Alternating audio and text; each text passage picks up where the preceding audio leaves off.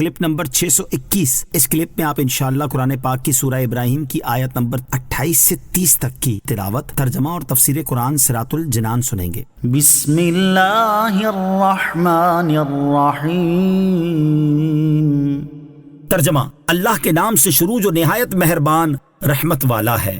أَلَمْ تَرَ إِلَى الَّذِينَ بَدَّلُوا نِعْمَةَ اللَّهِ كُفْرًا وَأَحَلُّوا قَوْمَهُمْ دَارَ الْبَوَارِ جَهَنَّمَ يَصْلَوْنَهَا وَبِئْسَ الْقَرَارُ۔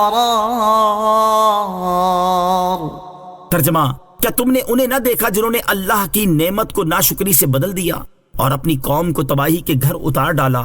جو دوزخ ہے اس میں داخل ہوں گے اور وہ کیا ہی ٹھہرنے کی بری جگہ ہے۔ الذین بدلوا نعمت اللہ کفرا، جنہوں نے اللہ کی نعمت کو ناشکری سے بدل دیا۔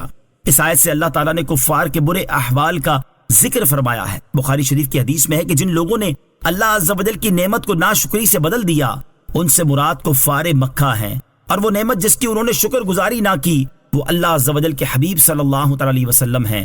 اس آیت کا معنی یہ ہے کہ اللہ تعالیٰ نے دو عالم کے سردار محمد مصطفیٰ صلی اللہ علیہ وسلم کے وجود سے کفار قریش کو نوازا اور ان کی زیارت سراپا کرامت کی سعادت سے مشرف کیا۔ اس لیے ان پر لازم تھا کہ وہ اس نعمت جلیلہ کا شکر بجا لاتے اور ان کی پیروی کر کے مزید کرم کے حقدار ہوتے، لیکن اس کی بجائے انہوں نے ناشکری کی اور نبی کریم علیہ السلام کا انکار کیا اور اپنی قوم کو جو دین میں ان کے موافق تھے ہلاکت کے گھر میں پہنچا دیا۔ وَجَعَلُوا لِلَّهِ أَنْدَادًا لِيُضِلُّوا عَنْ سَبِيلِهِ قُلْ تَمَتَّعُوا فَإِنَّ مَصِيرَكُمْ إِلَى النَّارِ۔ ترجمہ: اور انہوں نے اللہ کے لیے برابر والے قرار دیے تاکہ اس کی راہ سے بھٹکا دیں۔ تم فرماؤ فائدہ اٹھا لو، پھر بے شک تمہیں آگ کی طرف لوٹنا ہے۔ کل تمتعوا، تم فرماؤ فائدہ اٹھا لو۔ کفار سے فرمایا گیا کہ اگرچہ تم شرک کے مرتکب ہو لیکن چند دن دنیا کی زندگی سے فائدہ اٹھا لو، پھر اس کے بعد تمہیں جہنم ہی کی طرف جانا ہے۔ سورہ ابراہیم کی آیت نمبر 28 تا 30 سے حاصل ہونے والی معلومات۔ علامہ اسماعیل حقی رحمۃ اللہ تعالی فرماتے ہیں ان آیات سے چند باتیں معلوم ہوئیں۔ نمبر 1، جس طرح شکر نعمت میں اضافے کا سبب ہے اسی طرح ناشکری زوال نعمت کا سبب ہے، اس لیے ہر ایک کو ناشکری سے بچنا چاہیے۔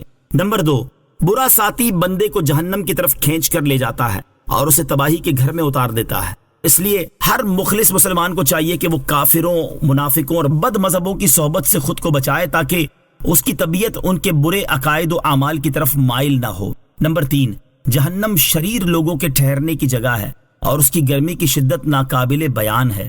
حضرت نعمان بن بشیر رضی اللہ تعالیٰ عنہ سے روایت ہے، حضور اقدس صلی اللہ علیہ وسلم نے ارشاد فرمایا، قیامت کے دن جس جہنمی کو سب سے کم عذاب ہوگا اس کے دونوں قدموں پر 2 چنگاریاں رکھی جائیں گی جن کی وجہ سے اس کا دماغ اس طرح کھول رہا ہوگا جیسے ہانڈی یا دیگچی میں ابال آتا ہے۔